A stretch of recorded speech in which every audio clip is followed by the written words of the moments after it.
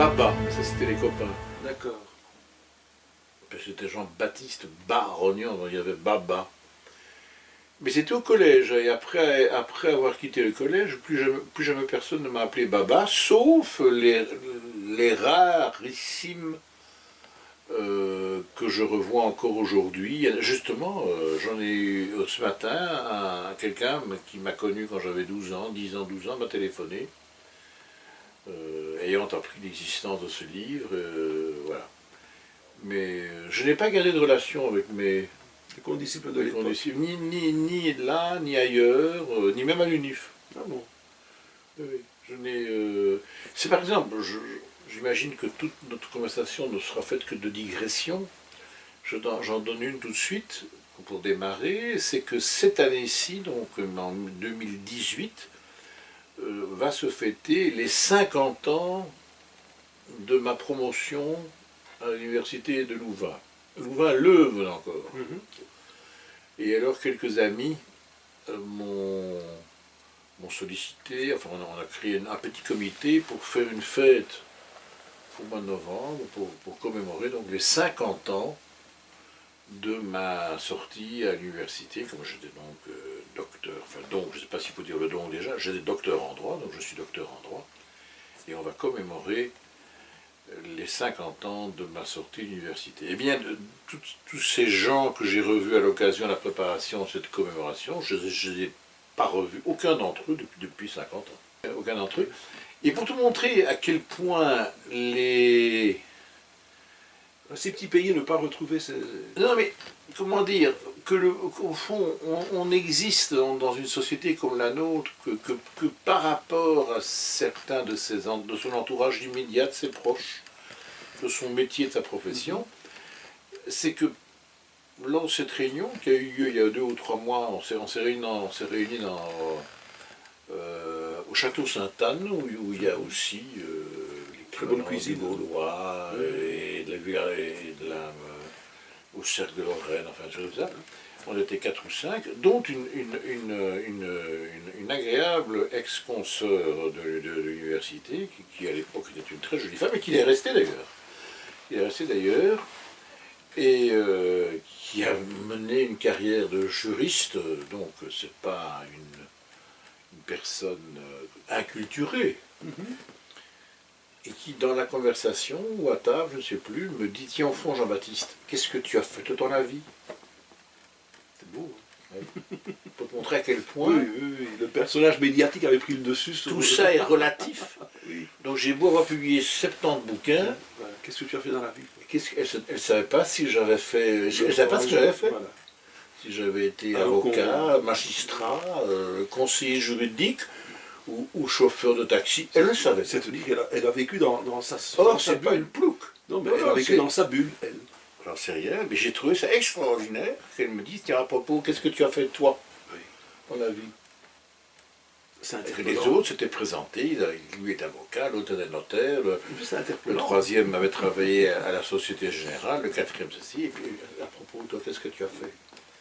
Donc, c'est pour te montrer que ce monde littéraire dans lequel j'évolue depuis de très nombreuses années, depuis plus de 40 ans, c'est une chose très relative. Tout à fait relative. Les gens ne savent pas ce que je fais. Et alors, ce qui est pire, enfin pour moi c'est pire, peut-être que ça ne l'est pas pour monsieur tout le monde, c'est que, comme c'est le cas maintenant, là, puisque j'ai publié ce petit Arménien, j'avais envoyé pour mémoire sur mon fichier de mon ordinateur, j'ai une série d'adresses. Donc j'ai fait une sélection d'une centaine, 150, 120, 130 personnes, me disant susceptibles de s'intéresser aux choses du livre. Mais pas tout, hein, parce que j'ai quand même plusieurs centaines, sinon plusieurs milliers. Je ne vais pas envoyer ça à mon banquier ou à la poste. Donc j'envoie ça à des gens que je sélectionne.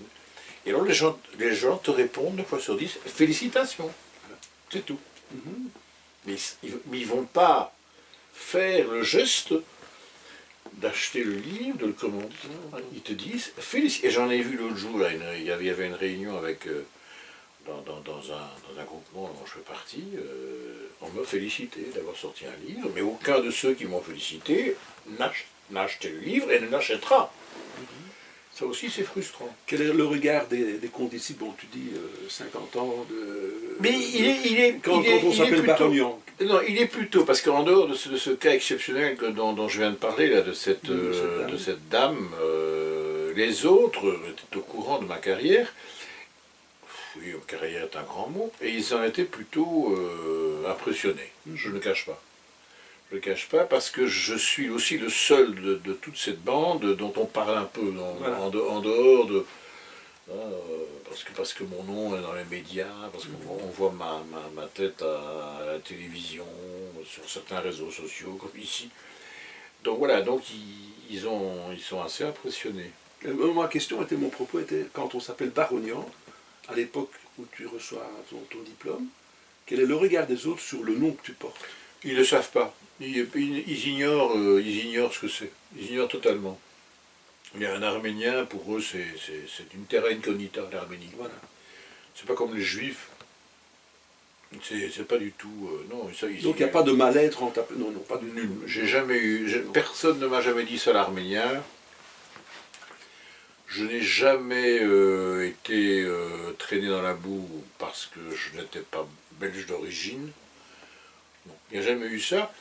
Et alors en même temps, je dirais j'étais aussi assez soutenu par ma mère, à laquelle je reviens une fois encore, qui m'avait fait comprendre, à moi et à mes frères et à ma sœur, puisque nous sommes 5, m'avait fait comprendre que nous, Arméniens, nous étions les descendants d'une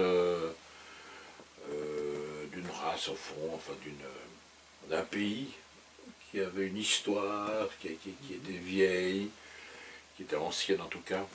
Nous étions prétendument les premiers chrétiens, etc. Et alors je me souviens qu'elle m'avait dit un jour une phrase, je ne sais pas si c'est elle qui l'avait inventée ou si elle reproduisait les propos qu'elle avait lus ou entendus ailleurs. Elle disait, Jean-Baptiste, tu dois savoir que nous, Arméniens, pendant que nous construisions des cathédrales, ici en Belgique, ils étaient dans la boue. Et ça m'avait frappé, ça, je pense. Et c'était vrai. C'est vrai, parce que les cathédrales, les premières églises arméniennes datent du VIe siècle. Le VIe siècle dans la Gaule, c'est rien. C'est l'époque où l'Empire romain s'est effondré, où les Francs arrivent. Voilà. Il n'y a pas de trace de ça. Elle cherchait à me montrer qu'au fond, il y avait même, je le dis sans aucune acrimonie, il y avait même chez elle une forme de xénophobie.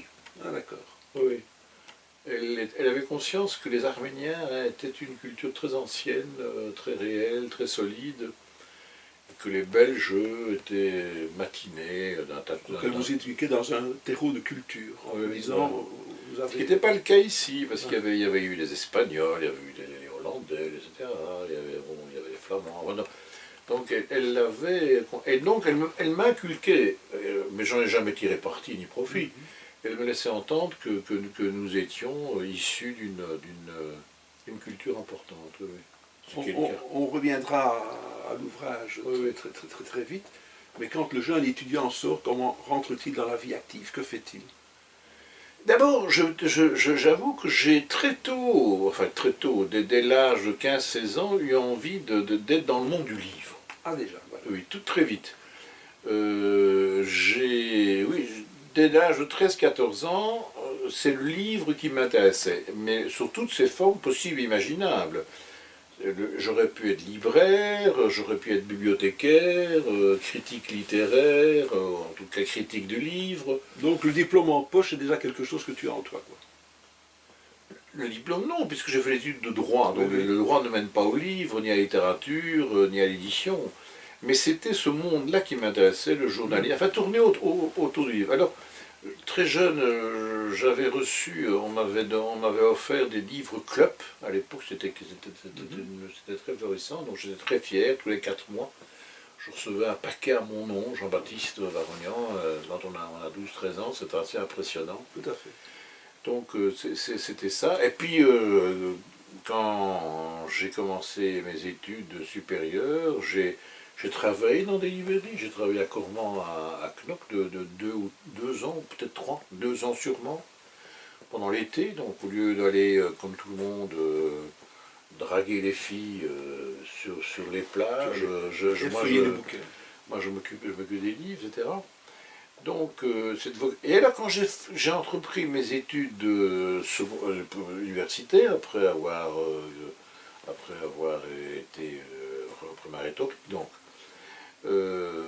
j'ai fait le droit parce qu'à l'époque c'était considéré comme des études, je dirais, qui menaient à tout. C'est ce qu'on disait, en tout cas, c'est ce qu'on racontait. Donc j'ai fait études de droit. Et alors j'avoue que chaque fois que j'étais à la fin de chaque année, quand il fallait passer les examens, j'étais assez insouciant en me disant de toute façon si je suis pété, comme on dit, c'est pas grave, je ne vais pas faire une carrière dans la magistrature, je ne vais pas être avocat, je ne vais pas être conseiller juridique, etc. De toute façon, ce qui m'intéresse, c'est le livre. Donc j'avais, je m'en suis au fond de toi, tu avais ça. Oui, ça me donnait d'autant plus d'assurance, parce que j'ai fait des études universitaires très brillantes. J'ai terminé par un grade, j'avais une grande distinction, j'étais tellement brillant qu'on m'a même demandé de faire partie du staff universitaire. Il y a un professeur qui m'a approché, qui m'a dit que ma carrière était toute tracée dans ce monde, dans ce milieu. Mais j'ai fait ça d'autant plus brillamment que j'étais assez détaché, j'avais pas de stress, etc. Et à la dernière année, lorsque j'étais terminé, j'avais déjà pressenti toute une série d'employeurs éventuels, dont j'avais écrit des lettres dans l'édition, dans le journalisme, etc. Mais j'avais à mon actif, osais-je dire, et c'est ça qui a précipité un peu ma carrière d'éditeur en tout cas, c'est que à Louvain, donc Louvain-Leuven encore, nous étions en 68, donc c'est une année quand même assez mémorable, donc il y a juste 50 ans, j'avais fondé une revue qui était une revue à la fois littéraire et juridique, qui portait un nom très prétentieux, qui s'appelait Setlex, donc Duralex, Setlex. Et j'avais aussi créé une maison d'édition, qui portait aussi un nom très ambitieux, ça s'appelle La Plume Ivre. La Plume Ivre, voilà. Où j'ai publié 2 livres, en tout et pour tout. Un petit livre qui avait été écrit par un de mes condisciples sur Béjart, qui était à l'époque qu'on découvrait, qui était la future grande vedette qu'il est devenu. Et un livre où il y avait deux auteurs, il y avait un de mes amis et moi. On avait écrit chacun un conte fantastique. Et que j'ai fait imprimer moi-même à Louvain. Et à cette occasion, je suis allé chez l'imprimeur, on a choisi ensemble les caractères, le papier et tout ce qui concerne l'édition proprement dite. Des questions que le grand public, ou même le public plus cultivé, ne se pose pas. Des questions du genre, est-ce qu'on foliote au milieu, en bas, au-dessus, à droite, à gauche? Est-ce qu'on met ça en gras, on met ça en italique, on met ça en caractère romain? Toute une série de choses dont tout le monde s'en fout, je dirais, pour parler vulgairement. Et moi, ça m'intéressait. Est-ce que les justifications, elles ont autant de quadratin, ou pas? Tout ça m'a passionné. Aussi, quand j'ai été convoqué, j'avais donc envoyé entre autres curriculum, j'avais envoyé mon curriculum chez Marabout. J'ai été convoqué par le directeur d'époque, qui était Jean-Jacques Skellens, qui est un homme tout à fait extraordinaire, qui a quasiment appris tout mon métier. Et à la limite, mon diplôme docteur en droit, ça ne l'intéressait absolument pas. J'étais aussi bachelier en philosophie, ça ne l'intéressait absolument pas. Ce qui l'avait intéressé, c'était ma revue, j'avais publié 4 numéros, et mes 2 petits bouquins, en se disant, tiens, ce type, non seulement il s'intéresse à la littérature, mais il sait comment fonctionne l'édition. Voilà. Et je suis certain, il ne l'a jamais dit, mais je suis certain que si j'étais engagé par Marabout, c'est essentiellement grâce aux petites revues. Grâce à cette petite revue et à ces 2 petits livres que je jamais fait figurer dans ma biographie. C'est curieux d'ailleurs parce que c'est un point intéressant, là, je fais une deuxième digression. Ce petit recueil contient, donc il y avait un texte d'un ami dont il s'appelait, je crois, son ami c'était François, je ne sais pas ce qu'il est devenu, que je n'ai plus jamais lu. Non plus. Peut-être que je le verrai dans novembre. Voilà. Oui. Je ne sais pas ce qu'il est devenu. Et puis mon texte à moi était un conte fantastique. Et aujourd'hui, donc 50 ans après, je reste persuadé que l'idée que j'ai essayé de faire passer dans ce petit conte est très bonne. C'est très bonne. Et même excellente, je dis ça à la moindre vanité. Mais que ce que j'ai écrit à l'époque est mal foutu. C'est mal fait, c'est mal écrit, etc. Mais l'idée. Mais l'idée reste bonne. Ce qui laisse entendre que régulièrement, depuis 50 ans, tous les 4 ou 5 ans, j'essaie de reprendre ce conte en me disant, tiens, Le retravailler. je vais le retravailler. Eh bien, j'y suis jamais Arrivé. parvenu. Donc ça veut dire qu'il est bon. Non, ça veut dire que chaque écriture, chaque texte que tu fais correspond à un moment de ta vie, à une ressenti. situation, à des événements, et que quelques années après, ils n'ont plus la même importance, la même qualité, la même saveur. Voilà, donc je n'y suis jamais parvenu, et j'arriverai sans doute jamais, tout en étant convaincu et persuadé que ce texte contient une idée originale que je n'ai plus jamais revue. Mais ça, il paraît que c'est Ailleurs. très pénible de reprendre un ancien écrit et de le Voilà, retravailler. donc c'est une des raisons pour lesquelles aussi je ne relis pas, ou très, quand je dis, non, là j'exagère un peu, enfin je dis non, d'une manière générale, j'essaie de ne pas relire mes livres anciens lorsqu'ils sont réédités. J'ai toujours très peur de me trouver mauvais, de me dire comment est-ce que j'ai pu dire ça. Ça c'est maladroit. Aujourd'hui, donc il faut laisser les textes dans leur jus, dans leur. C'est comme des histoires d'amour. Ah oui, d'accord. Elles ont été. Il ne faut pas les revivre. Il ne faut pas le revivre. Il ne faut pas les revivre. Elles ont été ce qu'elles ont été. C'est très bien comme ça. Et elles restent toujours les grandes histoires. Elles restent des grandes histoires, mais il ne faut pas se tenter 20 ou 30 ans après de chercher à les faire revivre, parce que c'est chaque fois de désastre. Donc j'ai personnellement, je veille, j'essaye en tout cas de ne pas trop me relire. Je ne me relis jamais. Je n'aime pas me relire. Et d'ailleurs, quand je me relis forcé, contraint, pour une série de raisons, j'ai toujours tendance à ne pas m'aimer.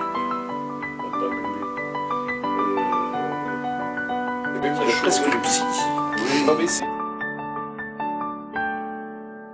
Toujours très curieux, Jean-Baptiste. Toujours très curieux, les bouquins, ça attire toujours. Ah oui, mais c'est Oui. Comment tu t'organises chez toi? pour les livres. Oui. C'est un classement tout à fait personnel. C'est pas aussi méticuleux qu'ici. Non. Et puis, il y a des classements par genre, par thème, par auteur. Mais il suffit que, je sais pas, j'ai dit un auteur, le 11e, au lieu de tout déplacer, je recommence ailleurs. Donc ça va dans tous les sens. Mais moi, je connais très bien où ça se trouve. Ah, d'accord. Avec quand même le fait que j'en ai quand même des milliers chez moi, et que je sais que j'ai certains livres, mais ils ont disparu, en tout cas je ne les retrouve plus. Alors parfois c'est plus facile d'aller acheter un nouvel exemplaire que de passer de 3 ou 4 heures dans sa bibliothèque. En plus ça, je suis découragé lorsque c'est trop haut, lorsque c'est trop loin. Et quand tu rentres chez un bouquiniste ou dans une librairie, tu regardes s'il y a du Baronian? Non, non. Non. Oh non, oh non. Oh, beaucoup d'auteurs le font Ah pourtant. non, ah non. Ah non, je suis mauvais avec moi-même. Moi. Ah, tu es très mauvais. Ah non, non, je suis très mauvais avec moi-même. Ici, je parle parce que je suis chez un ami. Donc, je suis très mauvais. J'ai beaucoup de mal, par exemple, à défendre mes livres. Je suis très bon, je crois, sans aucune vanité, pour les livres des autres. Mais pour les miens, j'ai beaucoup de mal à en parler parce que j'ai réalisé qu'entre ce que je dis et ce qui est écrit, il y a souvent des marges. Je vais prendre un exemple très concret. Il y a quelques années, j'ai publié un roman, je ne sais pas s'il est derrière là, j'ai publié un roman qui s'intitule L'Apocalypse blanche. Je ne sais pas si. Un roman qui est une sorte de roman policier, je dirais, ou en tout cas un roman criminel, et qui a été très bien accueilli. Très bien accueilli, il y a eu une belle presse. Il y avait deux choses qui me tenaient à cœur en écrivant ce livre et en le publiant. Deux choses très importantes. Et pour moi, c'était même les raisons, ces deux choses étaient les raisons pour lesquelles j'avais écrit ce roman. Eh bien, aucun des 20 ou 25 articles que j'ai eus n'en a parlé. C'est fort. Aucun des deux aspects, aucun des deux thèmes auxquels j'étais attaché et qui avaient motivé l'écriture de ce livre n'a été pris en considération dans la presse. Personne n'en a parlé. Et c'est dû à quoi? C'est Un dû au fait désintérêt qu'entre les intentions d'un auteur et le livre lui-même et sa réception, il y a des décalages successifs. En même temps, je reconnais que c'est souvent l'avis de lecteurs ou de comptes rendus critiques qui me font prendre conscience de certains aspects que j'ai mis en avant dans mon livre et dont je n'ai pas tout à fait conscient. Et à ce moment-là, je les avalise. Souvent le commentaire d'un lecteur te porte à la réflexion. me porte à la réflexion. Je vais jusqu'à les entériner et être ensuite autour de moi. En disant tiens, effectivement, c'est ça. Et autre exemple significatif, je crois, dans mon petit parcours personnel, c'est qu'il y a maintenant une bonne trentaine d'années, si pas plus, j'avais écrit un roman, qui s'intitule Matricide.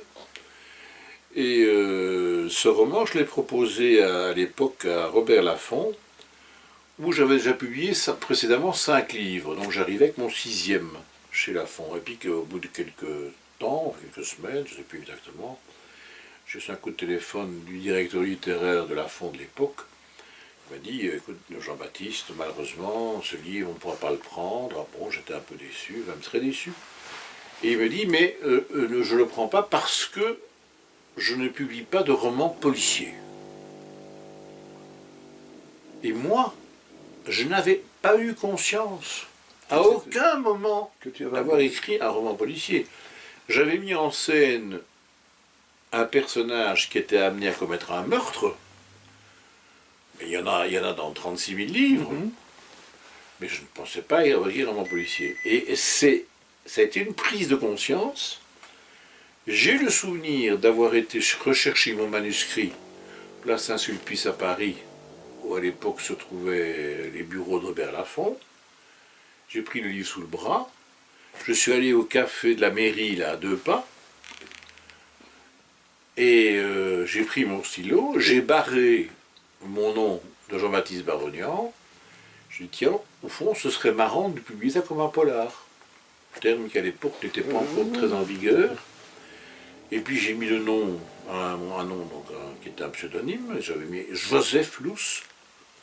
Et j'ai téléphoné du café de la mairie à un de mes amis éditeurs, enfin quelqu'un que je connaissais qui traînait dans du poids. Et je lui ai dit,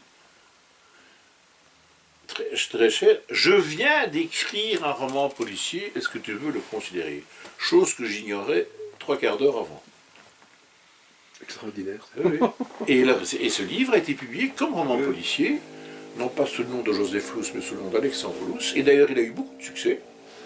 Il a même été vendu au cinéma. Malheureusement, le film ne s'est pas fait. Il a eu plusieurs traductions. Il est reparu plusieurs fois en poche. Et à partir de là, d'ailleurs, on m'a commandé des romans policiers. Et tu avais quel âge à ce moment, à cette époque-là? Oh, il y a 30 ans de ça, j'avais 40 ans. Mais comment est-ce possible que tu aies abordé une branche de la littérature sans t'en rendre compte? Parce que j'étais quand même très nourri de littérature de ce type. J'ai toujours été très attiré par les fictions policières. Je lisais les séries noires quand j'avais 12-13 ans déjà. Il y avait des autres. Je lisais Simenon. Et puis un auteur que j'ai toujours beaucoup aimé, que je continue à vénérer, qui était Graham Greene, qui faisait des intrigues très fortes, sur le plan humain, en tout cas sur le plan psychologique, mais elles étaient toujours dans un contexte, dans une narration policière souvent. Il y avait un suspense, il y avait un mystère qui était posé. Donc ça m'a toujours beaucoup attiré, ce type de livre. J'ai toujours aimé le mystère, au fond. Donc quelqu'un un jour m'a dit qu'on pourrait regrouper tous mes romans sous un titre générique, Les mystères de Bruxelles. Puisqu'aussi bien la trentaine, ou la, je sais pas, oui, je sais pas combien de livres j'ai publié, de combien de romans j'ai publié, mais une bonne 30, 25, 30 quand même, se passe, à quelques exceptions près, tous à Bruxelles, mettant en jeu des personnages qui sont souvent confrontés à des mystères, mais qui ne sont pas forcément des mystères de type policier, hein, qui sont pas forcément... Mais il y a toujours une chape d'étrangeté là, qui pèse sur mes livres, sur mes personnages, etc. Donc c'est vrai qu'on pourrait les regrouper sous ce titre générique des mystères de Bruxelles. Oui. Donc je disais à l'instant là, que si j'avais fait du roman policier presque à mon insu, c'est parce qu'un de mes livres avait été jugé tel, donc du coup les éditeurs m'ont demandé des romans policiers. Et puis, les circonstances de la vie ont fait qu'un jour, j'ai été contacté par quelqu'un qui travaille dans l'édition et qui lançait une collection de biographies et qui a fait appel aux écrivains qu'il connaissait autour de lui. C'est comme ça que ça se passe. Hein, on contacte les gens qu'on connaît, qui font partie du premier cercle d'amis ou de connaissances, ou du deuxième cercle, on va pas très loin. Et tu pourrais faire ça. Voilà. Il m'a dit, tiens, est-ce que ça t'intéresserait d'écrire? Je dis oui, moi je ne m'étais jamais posé la question, je dis oui, je ne voyais pas pourquoi je n'en serais pas capable. Et il m'a dit, voilà, j'en ai une biographie, est-ce que tu as quelques personnages qui te paraîtraient intéressants à traiter? Alors je lui ai dit oui, il y en a un qui me plairait beaucoup de faire, qui est un peu mon dieu, c'est Beethoven. Alors il m'a donné cette réponse extravagante aujourd'hui à mes yeux, il m'a dit, mais la musique ça marche pas en livre. Ah bon, j'ai dit, j'ai un autre jardin secret, c'est que je ne suis pas poète, sauf que je fais des vers de Mériton, pour m'amuser comme ça. Des exemples se trouvent dans les courriers que j'adresse à gauche et à droite, mais je suis attiré par la vraie poésie, la grande poésie. Et ce qui m'intéresserait, c'est une biographie d'un poète que j'adore, qui est Verlaine. Alors on m'a dit, ah, c'est magnifique, une excellente idée, on va signer un contrat pour Verlaine. Sauf que, chemin faisant, je me suis un jour rendu compte que, enfin j'ai un jour lu dans la presse qu'on préparait un volume de correspondance de Verlaine qui était inédite. Alors je me suis dit, mais tant que je ne prends pas connaissance de cette correspondance, je ne peux pas faire de biographie. J'ai appelé l'éditeur et on a transposé mon Verlaine sur Baudelaire. C'est comme ça que j'ai commencé par faire un Baudelaire, dans la foulée j'ai fait Verlaine, dans la foulée j'ai fait Rimbaud. Et puis à ce moment-là, j'ai voulu lever le pied en me disant, bon là j'ai donné. Le quatrième, c'était Mallarmé, mais il ne m'excitait pas trop dans la chronologie. Le cinquième était Apollinaire, mais à ce moment-là, il y avait déjà quelqu'un qui l'avait pris.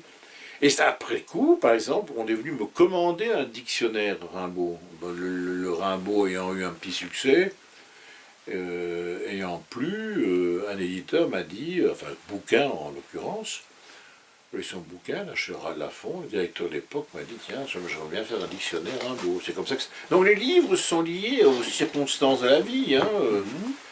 Le Baudelaire au pays des singes que j'ai publié il y a un an est une commande. Leroux, qui est mon actuel éditeur, m'a un jour téléphoné et m'a dit, voilà, l'année prochaine, on va célébrer les 150 ans de la disparition de Baudelaire, est-ce que tu n'aurais pas une idée? Et à ce moment-là, j'ai réfléchi, et puis je me suis dit, tiens, je veux faire un livre sur Baudelaire et la Belgique.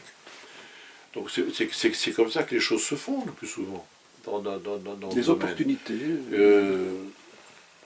Tout récemment, il y a un an, un peu moins, enfin, il y a quelques mois, on m'a commandé, un autre éditeur m'a commandé un ouvrage sur Maigret, comme je suis un grand spécialiste, oui, de Simon, voilà. Un autre éditeur, j'ai pas mal de choses en chantier là pour le moment. On m'a commandé un livre sur Bruxelles, c'est un éditeur français. Donc voilà, donc c'est à un moment donné, je dirais c'est presque normal, au bout de 60-70 bouquins, on vient vous chercher. Je viens de mettre à portée de main ce dictionnaire de Rimbaud, mais c'est une somme de travail. C'est une somme, non, c'est une somme de savoir accumulé pendant des années. Par exemple, mon dictionnaire amoureux de la Belgique que j'ai publié il y a 2 ans, qui fait quand même 700-800 pages, c'est effectivement une somme de travail, mais l'écriture en elle-même a duré un an et demi maximum. Mais il y a derrière 50 ans de lecture et de connaissances et de savoir et comment dirais, d'emmagasinement de toute une série de choses. C'est un livre que j'aurais pas pu faire à l'âge de 40 ans, de 50 ans. D'accord. Donc il y a certains ouvrages qui ne sont pas difficiles à écrire dès l'instant où on a acquis une certaine expérience, une certaine connaissance dans un domaine donné. C'est comme ça que les choses se font, je crois. En même temps, le travail, c'est une notion très relative hein, dans le monde culturel. Hein. Qu'est-ce que ça veut dire ça? On ne doit pas comparer un écrivain ou un peintre, un musicien à... Enfin, j'ai rien contre cette catégorie de gens, mais avec un plombier ou un électricien. Hein. Un écrivain ne compte pas ses heures de travail. Il ne dit pas à l'éditeur, voilà, j'ai ce roman, ça représente 245 heures, à autant d'euros l'heure, ça vous fera la facture. Ça ne se passe pas comme ça. Qu'on écrit, si nous écrivons un roman en 8 jours, d'autres mettent 3 ans, 4 ans pour écrire un livre équivalent. Donc la notion de temps n'a rien à voir avec l'art, pas plus que le travail. Picasso travaillait, il faisait 20 tableaux par jour, Delvaux en faisait un par an, quasiment. Donc c'est pas des notions. Alors moi je travaille, oui, mais je ne sais rien faire d'autre. Hein. Donc j'estime que je n'ai pas beaucoup de mérite. Je ne vais pas demain ouvrir un restaurant ou un garage. Donc je fais ce que je sais faire. Non, enfin, moi, je suis impressionné, c'est quand on voit les différents ouvrages, bon, il y en a des plus fins, mais il y a ces fameuses briques-là qui représentent encore des heures, un savoir accumulé, d'accord, mais il faut quand même pouvoir le coucher, l'arranger, le présenter. Mais ça, c'est une forme de métier, hein, à force d'écrire, certainement, là je me répète, certainement qu'à un âge plus jeune, j'aurais pas pu entreprendre ce type de travail. Et en même temps, dans ma méthode de travail personnel, si tant est qu'il y en ait une, je ne tourne pas autour des mots. D'accord.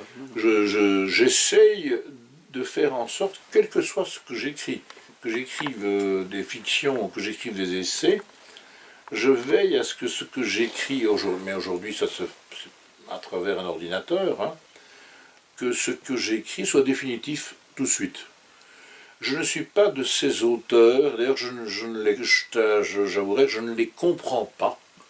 Je ne suis pas de ces auteurs qui disent qu'ils ont fait un premier jet, un deuxième jet, un troisième jet. Moi je fais tout en un jet. Alors après ça je me corrige un peu, j'ajoute une virgule, je retranche un mot, j'en ajoute un autre, je coupe une phrase en deux, etc. Mais ce n'est pas des jets, ça, ce sont plus un travail de nettoyage, de correction, voilà, de polissage. Et si c'était des jets successifs qui devaient me faire transpirer, je n'écrirais pas. Si la littérature n'était pas un plaisir, je ne suis pas... Je vais être vulgaire, je n'ai pas envie de me faire chier à écrire des livres. Si j'écris des livres, c'est parce que ça me plaît, et que c'est plaisant à le faire.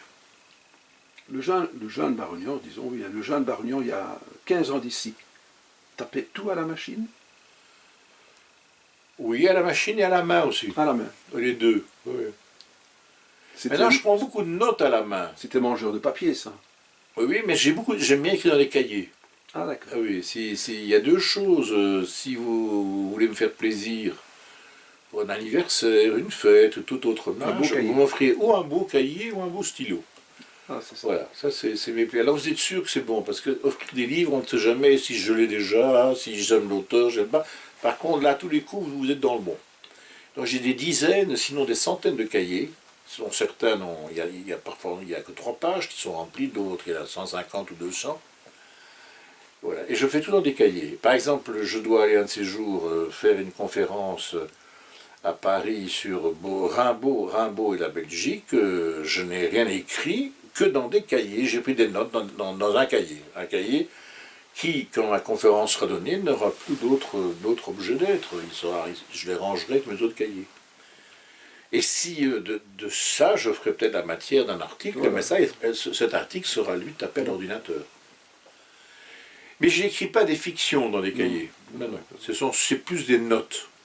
Mais quand tu es en voyage, tu as toujours un cahier avec toi rempli. Toujours, oui, oui, oui. Mais je ne suis pas... c'est curieux à dire. Euh, j'écris beaucoup dans la tête, en fait. J'écris beaucoup dans la tête. Jusqu'à une certaine époque, mais quand je dis une certaine époque, ça remonte bien à 10-15 ans, lorsque je prenais le bus ou le métro, etc., j'avais toujours un livre pour tuer le... c'est drôle, je suis sans... Là, je suis arrivé sans livre, là. Pourtant je suis venu en... J'ai pris un tram et un métro et un bus pour venir ici. J'ai un petit cahier dans lequel je prends parfois des notes. Voilà, je prends parfois des notes ou des débuts. Alors c'est très amusant parce que... Alors là c'est 9 fois sur 10. C'est que je note des phrases. Par exemple, j'ai noté tout à l'heure en venant diverses phrases sur un sujet donné. Et tout à l'heure, je vais ressortir mon petit carnet, comme ça je vais le montrer. Comme ça, pour montrer que tout ça, c'est pas du vent. Donc voilà, donc c'est écrit, voilà, les pages sont noircies de cette façon, tel quel. Je prends n'importe quel petit cahier, voilà, c'est ça. Tout à fait.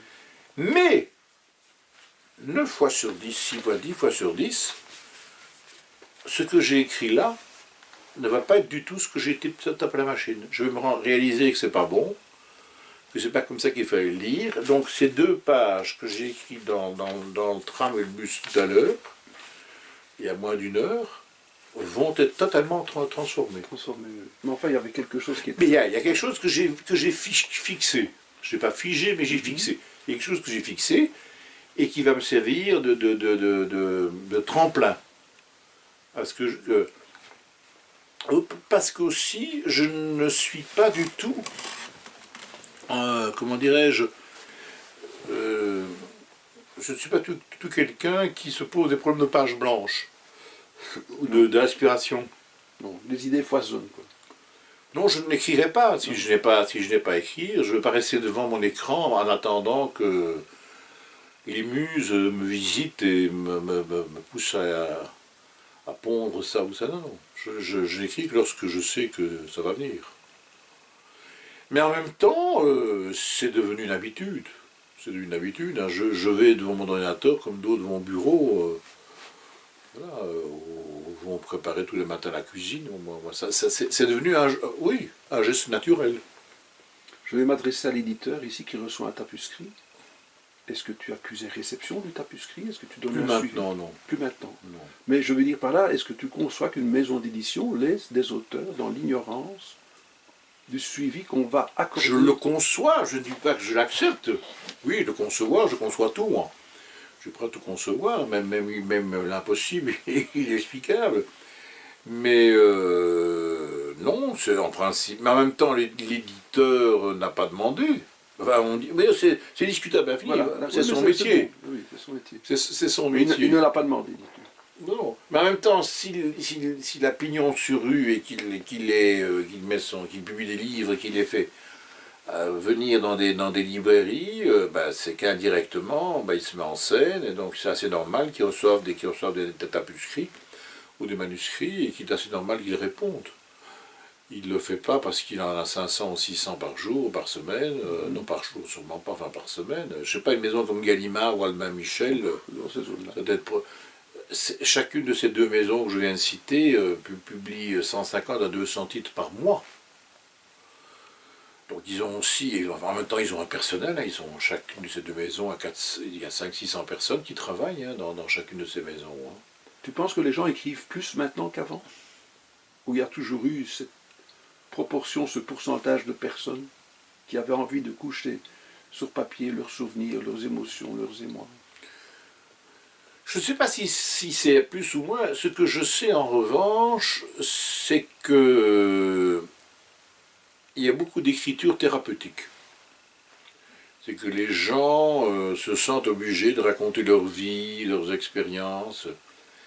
Je me suis adonné à une certaine époque de ma vie, et je vous avoue, je le regrette, à quelque chose que je ne conseille pas de faire, qui sont des ateliers d'écriture. Je l'ai fait pour remplacer des gens qui ne pouvaient plus le faire, donc plus par charité chrétienne que par autre chose. Et j'ai fait ça pendant 2-3 ans.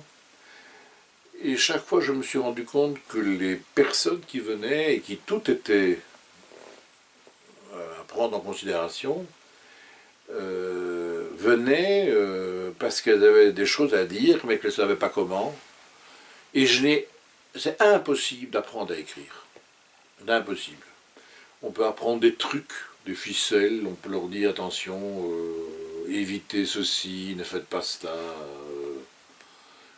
Et encore, tout ça est tellement académique dans les propos que je tiens, enfin, ne faites pas de répétition, n'employez pas 10 fois le même mot.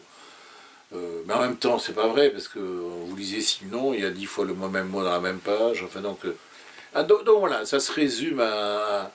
Et je me suis rendu. Et d'ailleurs, aucune de ces personnes avec lesquelles je travaillais n'a jamais publié quoi que ce soit. Et c'était en même temps émouvant. Il y avait aussi bien là-dedans le jeune qui se sentait visité justement par les dieux de la poésie, que la brave grand-mère qui avait vécu, qui avait une vie de bâton de chaise, qui s'était mariée, divorcée, qui avait des enfants, des petits-enfants, et qui voulait raconter. Donc, mais cette personne-là, je vois encore cette dame, elle avait tous les mérites du monde. Je ne vois pas à quel titre je pourrais la juger. Je ne vois pas à quel titre je pourrais la juger et porter une sanction sur ce qu'elle faisait. Mais en même temps, je réalisais qu'elle ne parviendrait jamais à écrire. Alors on faisait des travaux, mais c'était 99 fois sur 100 désastreux. De temps en temps, il y avait une trouvaille, il y avait, comme chez tout le monde, il y avait une belle trouvaille, il y avait une belle phrase, il disait, tiens, ça c'est plutôt bien dit, c'est plutôt bien vu, c'est plutôt bien senti, mais c'est pas pour ça que ça fait un livre. Donc les manuscrits que je reçois sont souvent... mais j'imagine dans d'autres domaines c'est pareil. Rien n'est pire. Par exemple, j'ai des... je ne vais pas les citer, mais surtout pas. Puisque ceci va être vu et transmis dans le monde entier. Il y a une autre race de gens qui sont... enfin oui, ils sont tristes. Ce sont les peintres du dimanche. Ils prennent un tableau et ils sont persuadés. Le problème, c'est qu'ils ne comprennent pas pourquoi ils ne sont pas Picasso ou James Ensor. Vous avez beau leur expliquer, ils ne comprennent pas. Eux, ils ont peint une pomme, une nature morte, et ils sont persuadés qu'ils ont fait un chef-d'œuvre. Et c'est toutes les peines du monde. Alors je me mets à la place d'un galeriste qui doit recevoir tous les jours des peintres jeunes ou moins jeunes qui viennent avec leur crowbar, leur toile, et qui doivent dire, mais ça doit être aussi pénible pour eux, parce que ça... Je crois que c'est comme dans le sport aussi, c'est dans tous les domaines, je crois que c'est dans tous les domaines, que ce soit dans la cuisine, il y a 90% de savoir, mais il y a 10% de dons. Et c'est ça qui fait la différence. Il est sportif, Barognan? Il a fait de la marche, il l'a été. De la natation? Non, il fait plus aucun sport. La marche, c'est pas un sport, ça. Marche un peu, oui. Contemplative. Non, j'ai fait beaucoup quand j'étais jeune. Non, il est très casanier, Barognan. Casanier. Mais dans la nature, il se plaît bien. Il aime se promener. Pas trop, non. Pas trop, non. C'est pas son truc. C'est pas son truc. Non, c'est pas son truc, non. Non, c'est pas vraiment... Mais maintenant, il ne dit pas non. Si demain, on va se balader ensemble dans l'Ardenne profonde, je ne dis pas non. Mais c'est pas quelque chose que, spontanément, j'irais faire. Je le ferai parce que des amis, mon entourage le sollicite, mais spontanément, je ne ferai jamais ça. Et surtout, je n'irai pas dans le même, aller faire des escalades.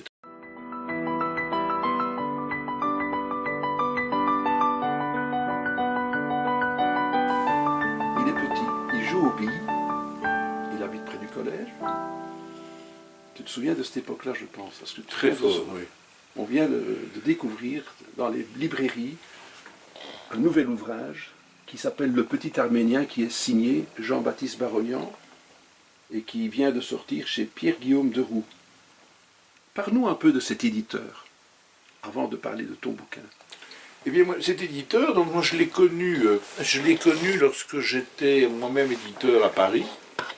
J'ai travaillé pendant plusieurs années dans le groupe des presses de la Cité. Il y avait un jeune garçon qui s'appelait Pierre-Guillaume Leroux, qui à l'époque travaillait pour Julliard,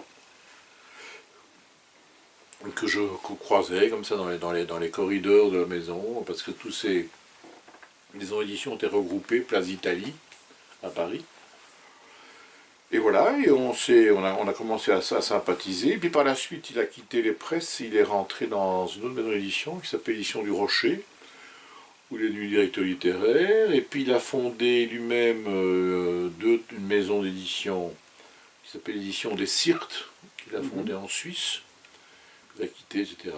Et puis après ça, il est devenu conseiller aux éditions Lafon. Il s'occupait de la collection bouquins. C'est alors lui qui m'a contacté pour le dictionnaire Rimbaud. Et puis il a créé, il y a maintenant 6 ans, 5-6 ans, il a créé il y a 6 ans sa propre maison d'édition, donc sous son propre nom, Pierre-Guillaume Leroux. Il est aujourd'hui l'éditeur de plus de 200-250 livres, et on publie quand même une bonne vingtaine, trentaine par an, si pas plus. Il est très attiré par la littérature, la vraie littérature, et il a publié quelques Belges. Je ne suis pas le. Il y a entre autres Michel Lambert, dont il a publié plusieurs recueils de nouvelles, et dont il vient de publier un roman. Il a publié également Christopher Gérard, il a fait la réédition des Arts de Bruxelles, Christopher Gérard, que j'avais eu le plaisir d'éditer moi-même quand j'étais le directeur littéraire de l'Âge d'Homme, il y a une petite dizaine d'années, qui a été une nouvelle édition qui a été remise à jour, et il va publier un roman d'ailleurs de Christopher Gérard à la rentrée. Et alors, il y a un an et demi, 2 ans, je l'ai évoqué tout à l'heure, dans la perspective d'anniversaire des 150 ans de la mort de Baudelaire, il m'a appelé, il m'a dit tiens, est-ce que on ne ferait pas. Il avait lu ma biographie, il trouve que mes biographies sont très bonnes, et c'est comme ça que j'ai publié mon Baudelaire au Pays des Singes. Et comme ce livre, il l'a très bien défendu, ce livre a été réimprimé 3 fois. Je me suis dit, au fond, je vais lui proposer mon petit Arménien que je venais de terminer. J'ai écrit ça dans un temps assez bref, durant l'été de l'année passée. Comme une fulgurante, d'ailleurs, c'est un beau matin.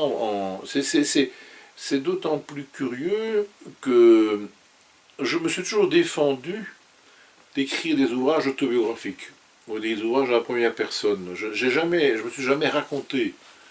Je ne me suis jamais mis en scène. Des choses qui me tenaient à cœur, ou que j'aimais dire, je les ai toujours transposées, transmutées à travers des personnages, des situations que j'ai inventées, ou à partir desquelles je me suis permis toute une série d'inventions, de digressions. Donc c'est jamais moi.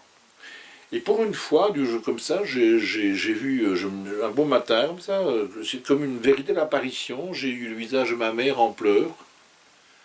Et j'ai réalisé que c'était parce qu'on lui avait annoncé que son fils, en l'occurrence Jean-Baptiste, avait été mis à la porte du collège parce qu'il était un cancre.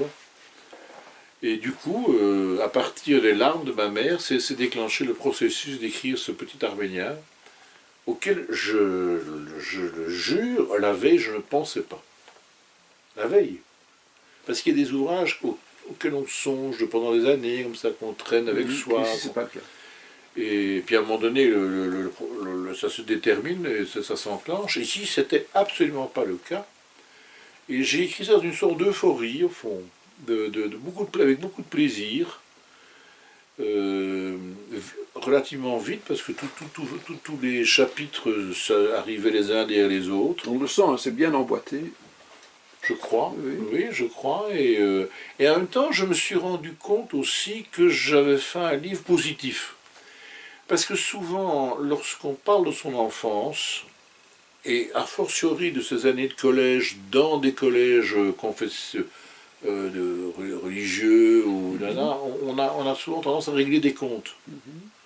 À se dire, voilà, mon éducation avec mes parents, c'était pénible, avec forcément avec des jésuites ou d'autres pères, ça peut être pénible parce qu'ils vous imposent ça, ça et ça et ça. Donc, et en attendant ça.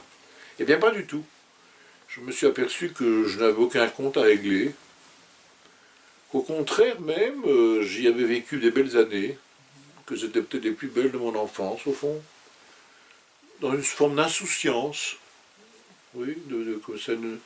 Et c'est d'ailleurs ça qui a fait que je n'étais pas un bon élève à l'école, c'est que j'étais insouciant.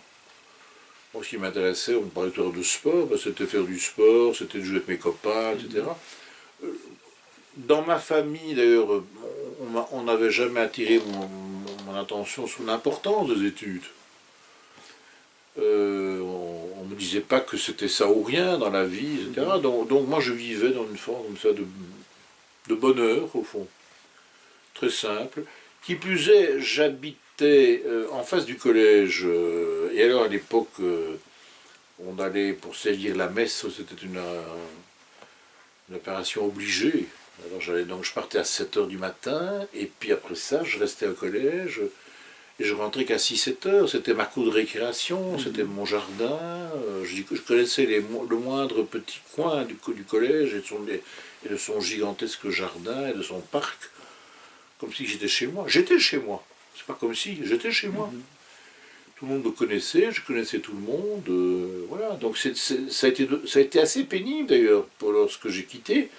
Mais je raconte dans le livre, ma principale question, c'était est-ce que j'allais pouvoir jouer encore dans le club de foot? C'était ça. C'était pas parce que j'étais mis à la porte, mais c'était est-ce que ça signifiait être mis à la porte? Ça signifiait aussi ne plus pouvoir jouer au football dans le club du collège. C'était c'était la grande question que je me posais à cette époque. Et c'est ce que je raconte, dans ce livre, où j'ai aussi découvert une forme de différence, mais qui était, je le disais également au début de notre entretien, c'était extrêmement fugace, comme ça, c'était pas quelque chose de très présent.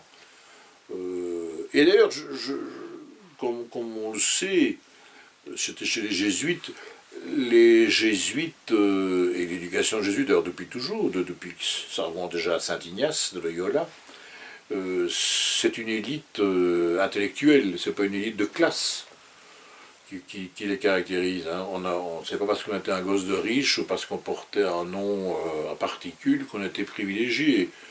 C'était parce on faisait de bonnes études. Je me souviens que déjà à l'époque, donc ça remonte à plus de 60 ans, 70 ans presque, il y avait le fils d'un épicier, Dieu sait, il y avait le fils d'un conducteur de tram, donc au collège Saint-Michel, donc c'était une élite par le savoir. C'était pas du tout une élite par les classes, comme souvent on le dit avec mépris. Et c'est resté comme ça, c'est ce qui caractérisait les jésuites, quoi, qui forçaient. Donc comme je n'étais pas un bon élément, puisque je passais pour un cancre, je n'avais aucune raison de rester chez eux, donc on m'a mis à la porte pour cette raison. Non, ce que j'ai trouvé amusant, je comprends le titre de l'ouvrage, mais dans la conversation que nous avons eue, à cette époque-là, vous n'étiez pas le petit Arménien. C'était comme ça que me désignait le père d'un de mes amis. D'accord, mais pas les élèves, pas les condisciples. Pas du tout. Voilà. Mais et là, quand le père de mon meilleur ami, qui se prénommait Maurice, et avec lequel on était comme cul et chemise, on était tout le temps fourrés à deux. Qui était peut-être juif, lui, Maurice. Si, pardon? Les Maurice, en général, il y a peut-être... c'était peut-être juif, lui. Donc c'est pour ça, nous, et lui, c'est l'Arménien. Mais comme il était on était très copains, mais son père disait toujours le petit Arménien, il m'appelait Jean-Baptiste, oui. Et je trouve ça bizarre. Je n'aurais pas très bien, mais ce n'est que des années après que j'ai compris. Mais sur le moment, le petit Arménien, j'ai pris conscience des années après que c'était péjoratif. Ah d'accord. Et sur le moment même, je ne me rendais pas compte. Et vous pensiez que lui le voyait du côté, je pense. Je pense. Oui. En plus, j'ai découvert avec des années que c'était un type d'extrême droite. Ah, voilà. Oui, il était même l'ami de Végan, qui, je crois, était le fils naturel de Léopold, non? C'est ce qu'on dit. Hein. C'est ce qu'on dit. Les Végans étaient plutôt un type d'extrême droite, non? Revenons à notre ouvrage. Qui a fait la maquette? C'est l'éditeur, mais à partir d'une photo que j'ai envoyée. Ah d'accord, je trouve que c'est beau. On parlait de petits carnets tantôt quand il est sorti, Oui. ça fait vraiment le petit carnet. Mais moi, j'aurais préféré qu'il agrandisse cette photo et qu'il me mette que je suis quelque part là-dessus. Ah d'accord, oui. C'est une photo que je possède, qui est d'ailleurs, il y a Monseigneur Sunens au milieu. Ah voilà, cardinal. Cardinal, oui, un cardinal Sunens, parce qu'à l'époque, c'était la communion solennelle des rétos, pas des rétos, de ma classe, je ne sais plus laquelle. Non, bah réto, je ne suis jamais dans un réto au collège. Et à l'autre occasion, on avait droit à... Et alors, je veux dire pourquoi ça m'a... Je suis au regret de ne pas qu'il ait fait un agrandissement. Je ne sais pas pourquoi il m'a dit que malheureusement le document n'était pas bon, or il aurait pu le traiter. Mais chose qu'on ne voit pas, sauf peut-être si on procède à un agrandissement général. Et là, je ne sais pas, il doit y avoir 60, 80 gosses, qui ont tous plus ou moins mon âge. Mais il y en a un seul, qui a un livre dans sa main. C'est toi. Et c'est moi. C'est extraordinaire ça aussi. C'est extraordinaire. Hein. Oui. C'est extraordinaire. Moi je trouve. Alors c'est inouï. Et je l'ai réalisé lorsque j'ai eu la photo entre les mains il y a un mois ou deux.